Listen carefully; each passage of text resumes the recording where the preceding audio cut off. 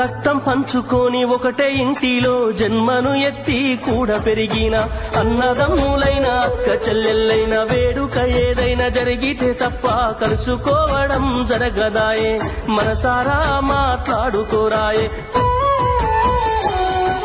భోజనాలకు గంట ముందు వచ్చి పని ఏదో ఉందన్న సాకుతోటి మొక్కుబడిగా భోజనం అయిన వెంటనే ఉంటామంటూ వెళ్లిపోవుడాయే కనతల్లిదండ్రులను పలకరించే